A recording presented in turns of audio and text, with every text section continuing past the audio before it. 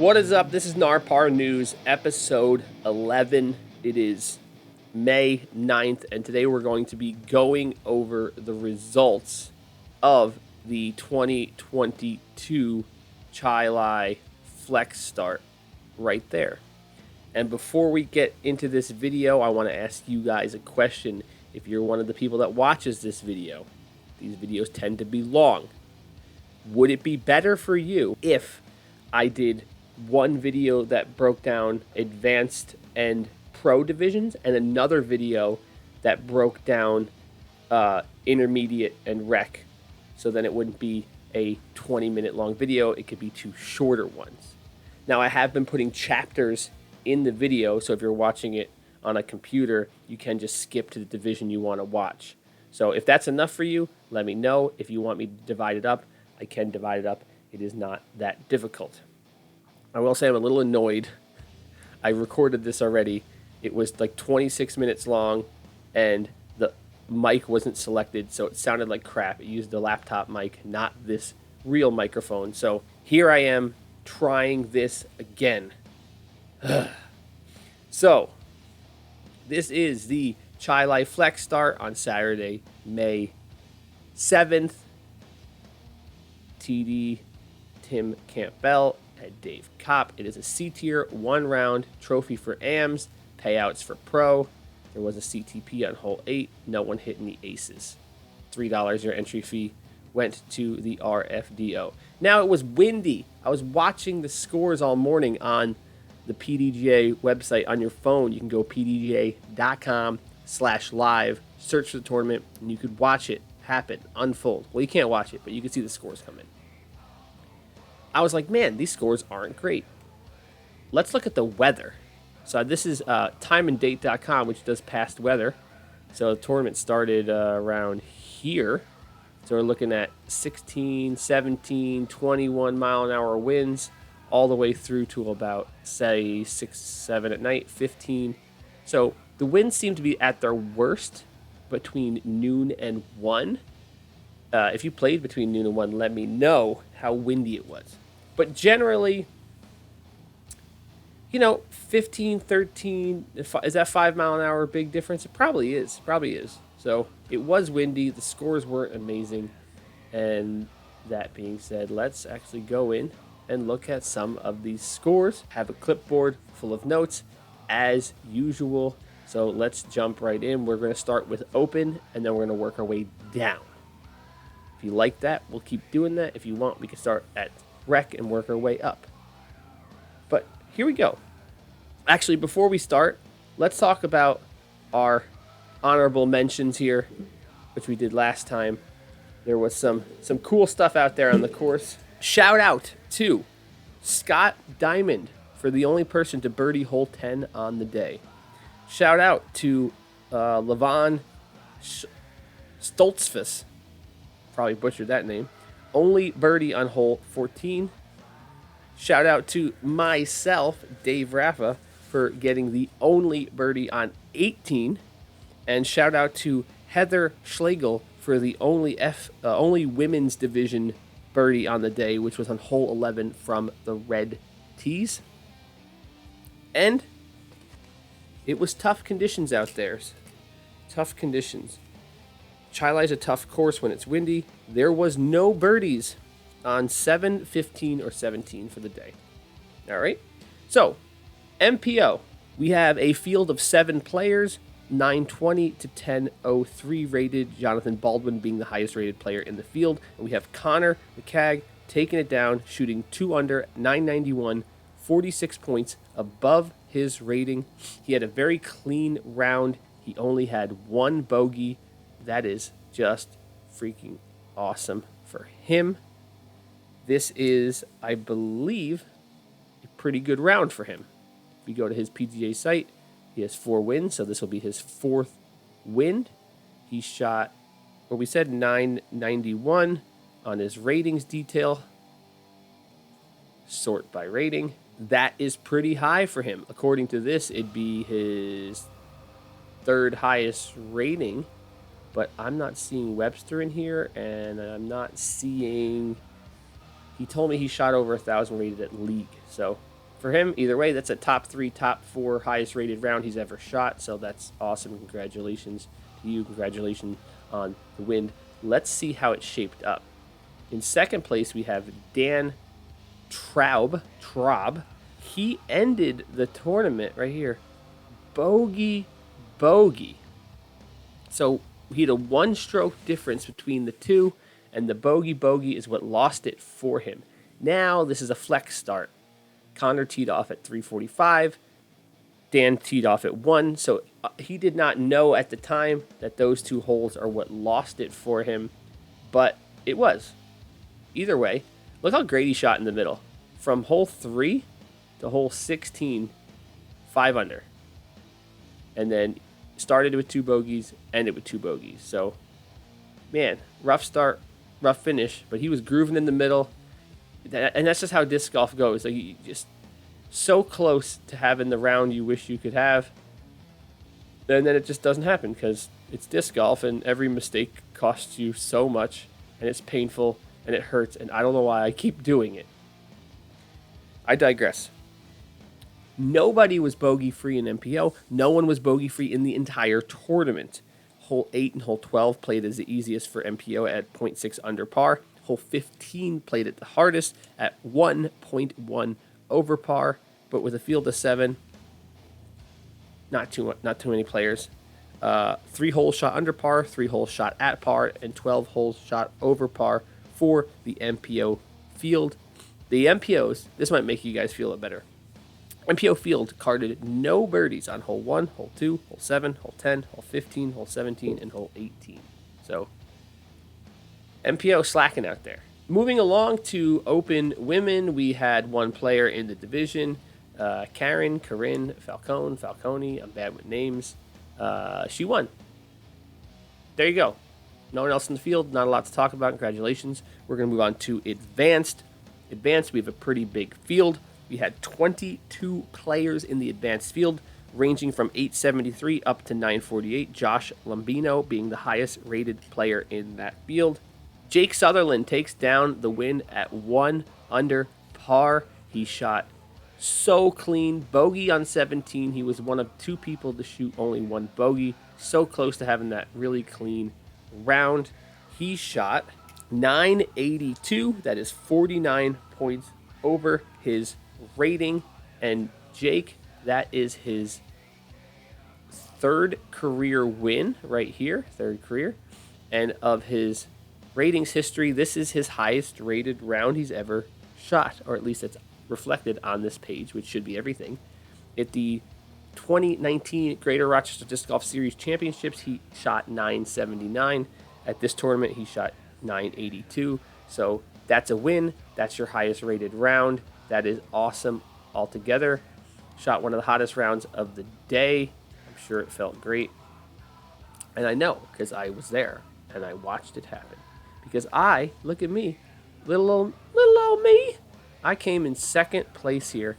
I was 3:30 or 3:45 tee off. They were 4 o'clock tee off, so they were right behind me. So I was kind of like neck and neck. Him and I were on top of the field, and even this guy in 3rd, Nick Engels, he was on the card with Jake. So we were all in the mix, playing right by each other. So that's pretty exciting. Now I'm gonna take a minute to talk about me because I get to. This is my show. I can talk about me.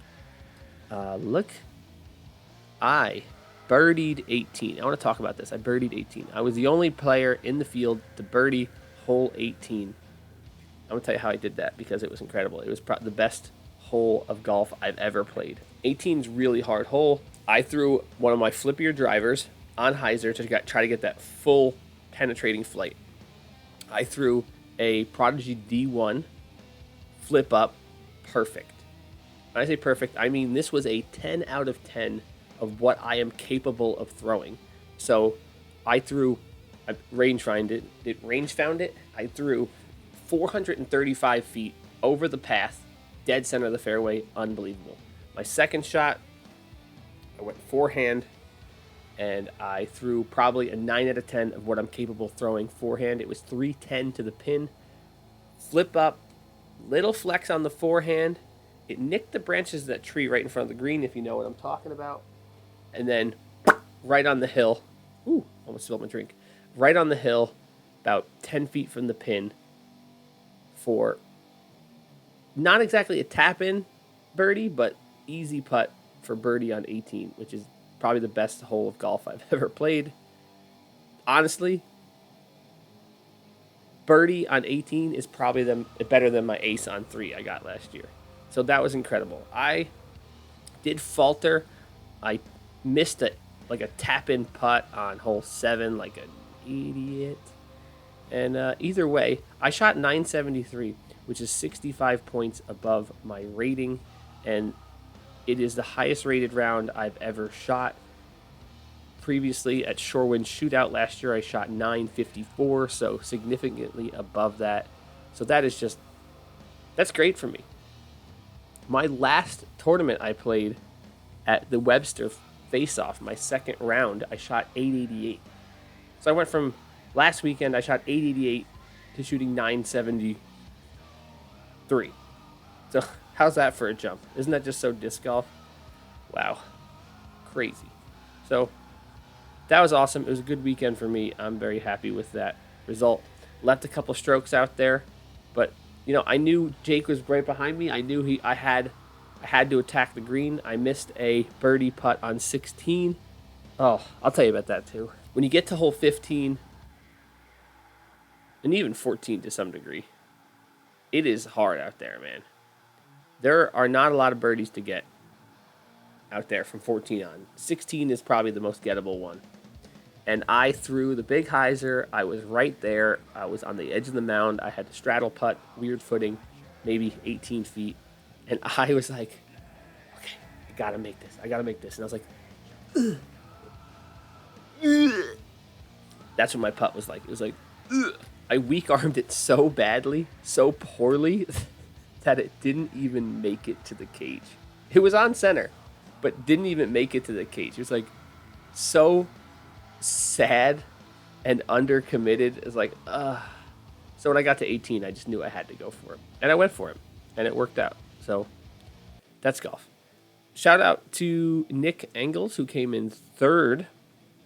Pretty clean round. Only 2 bogeys, only 1 birdie. So not a lot of scoring, not a lot of bogeys. So he was just right there in the mix the whole time. If it wasn't for this bogey on the par 5, he could have been right in there. But if it wasn't for my bogey on the par 5, I could have been right in there. So that's just golf. So let's talk about some stats. Hole 8 played as the easiest hole at 0.3 under par. Hole 11 played as the hardest. No surprise there at 1.15 over par. And there were no birdies on 7, 11, 14, 15, and 17. That is your advanced stats. Now, I'm going to take a second here, take a break from the action to show you that par 5, hole 11, and see why it is the highest scoring hole for the whole tournament. So this is hole 11. This is on my YouTube channel. This is the Widener Park course breakdown. So it's a par 11. Sorry, no, it's a par 11. It's a par 5, 911 feet. It is really difficult because off the tee you have this gap. You have to throw wide hyzer here or penetrate this gap. If you do penetrate the gap, you want it to stay straight with like a mid, because if it hyzers, if it fades, if it skips, say you hit the gap and you skip, you can end up under these trees, which sucks. The second thing that makes this hole so hard is your second shot, the fairway pinches right here, right where that disc is, if you throw the right shot, is flipping to flat to penetrate. But if you don't commit to it, you pull it, you go OB right. If you come out early, you'll go over here left where the shirtless guy is, like this guy right here under the tree. So he ended up left. And the problem on this hole is if you end up left, it's really hard to get back in the fairway. And this hole is 900 feet, so you get greedy. So watch what happens to this guy. Ready? He's like, just a little Anheuser forehand, and then boom.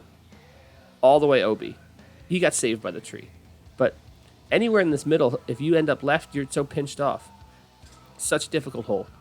If you make it up here, now you're looking at your approach shot, you'll be somewhere about where this camera is now. And you don't want to throw this gap because that's crazy, right? So you have to throw this gap. So you hope that your third or fourth shot, whatever the shot is that gets you this part of the fairway, you kind of can afford for it to hyzer to skip left. If you get all the way up here, it opens up pretty nice. If you can make it to this tall grass spot, you can throw hyzer into the green. If you don't, you're forced to throw something that's straight with some, or has some turn on it, or a forehand, which tends to be a little bit riskier. These trees get into your head. This tree gets into your head. It gets very difficult to attack this green. This hole will just eat you alive. I think people went OB on every like section of the fairway for my card. And even if you do make it up here, these low branches really force you to throw something low and straight to get there. Because you could have a great hole, and you're like, all right, easy approach. And then you throw it, it nicks one of these branches, drops down, and then you're in circle 2, and you still can't get your par. It's a difficult hole, it's a hard hole, and it's no surprising it plays over par for every single division. Moving along. Advanced women's. We had small field here, 4 players. Jennifer Kopp takes down the win. Nothing too crazy going on here. 5-stroke difference, so not a lot. Heather is that one birdie we talked about in the women's division, plus 15, but she wasn't going to catch Jennifer at plus 10, so there you have it. AM 40 plus. We have 6 guys in the division, ranging from 828 up to 910. Tim Bauer being the highest rated player in that field. The winner, John Alaco. He shot plus 4, which was 937, which was exactly his rating, I believe. So, congratulations. He did okay. No birdies. Bogey 3, bogey the par 5. Took a 5 on 17. If it wasn't for that double bogey, it could have been even better. But that's disc golf. You're not going to see too many birdies in the 40 plus division. These are going to be older guys, so less power. But we did get some birdies on the easy hole. Boom, boom, boom. Hole 8. 200 feet, of course. That's going to be the gettable one. That was the CTP hole. Unsurprising for that division, 8 played as the easiest and 15 played the hardest at 1.5 over par. So 15 played for the hardest in 40 plus, and in MPO, every other division, 11 played as the hardest. Let's move on to intermediate. As far as intermediate goes, we had a big field. We had 40 players in the intermediate division. They were ranging from 754 rated up to 924 rated, with Colby Wright being the highest rated player in the field. That's quite a range. We have Daniel McCoon taking down the win at even par. Now he shot 973. That is 71 points above his rating. This is his second career win, and I believe it's the highest rated round he's ever shot. And look at that. Double bogey on 18. He was 2 down. He could have been tied for the hottest round, literally tied with the MPO winner. If it wasn't for the blow up, the meltdown on 18. Daniel, that's some hot golf. Maybe it's time to move up to advanced. But it's not like there wasn't a fight. Craig Pruner shot plus 1.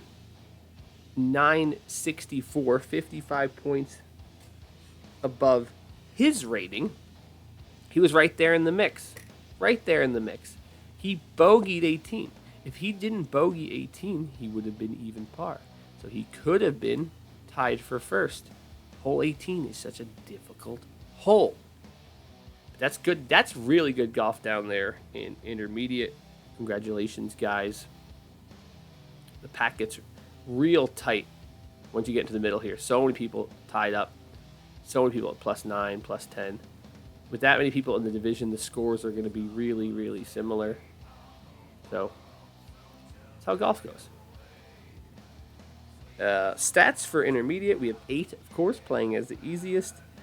11 played as the hardest at 1.2 over par. So if you bogeyed hole 11, you were actually gaining strokes on the field. Crazy. And lastly, we got a couple more. We have intermediate women. We got Megan McKintry taking down the win in a landslide. She shot 16 strokes better than the next woman in that division. Congratulations on your win. Moving along into rec, 27 players in the field, ranging from 730 to 894, and Aaron Bocci being the highest rated player in that field. And we have Chris O'Connell taking it down at +5. Alan Overslot in second at +7. Didn't look like it much changed in the final holes there. Chris O'Connell tried to give it away.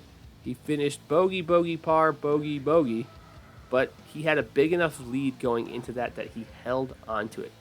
Chris shot 928, 58 points above his rating, and that is his first career win.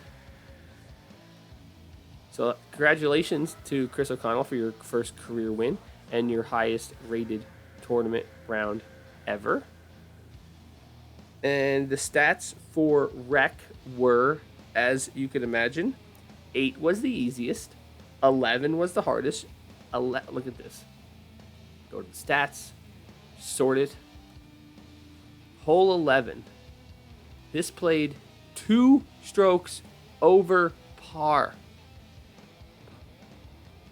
So if you got a 7 on hole 11,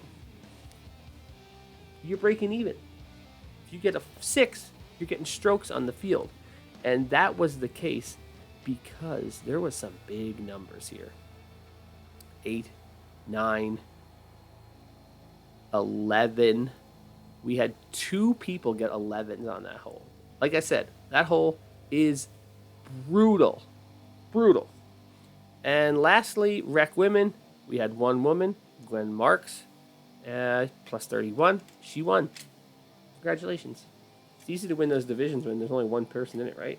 Not like that playing on an intermediate when they have 40 players. So that is your Chai Flex Start results. One more thing before we're done here. I made a little video, so we're going to watch that. Here we go. We're going to watch this.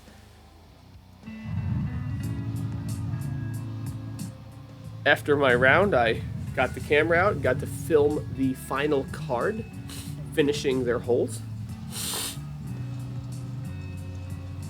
So we're just going to go over that really quickly.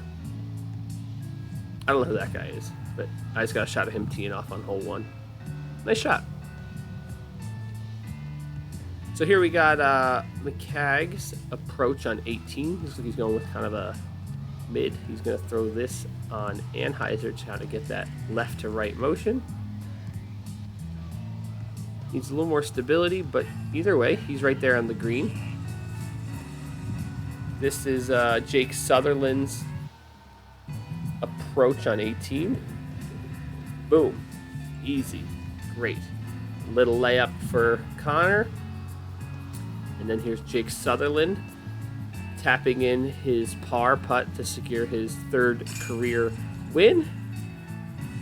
And there's Colin tapping in his MPO win. So congratulations to you guys. I'm glad I got to capture those moments on film. So thanks to everyone that came out. There's your TD. Thanks for watching the video. Like the video. Let me comment how your round went. I want to know. We already talked about how my round went, so I want to know how your round went. So, yeah, thanks for watching. Don't hit first available next time you're on the course. We're drinking tea because it's the morning. I'm not drinking a beer right now. This is my Greater Rochester Disc Golf mug. So, take it easy, guys.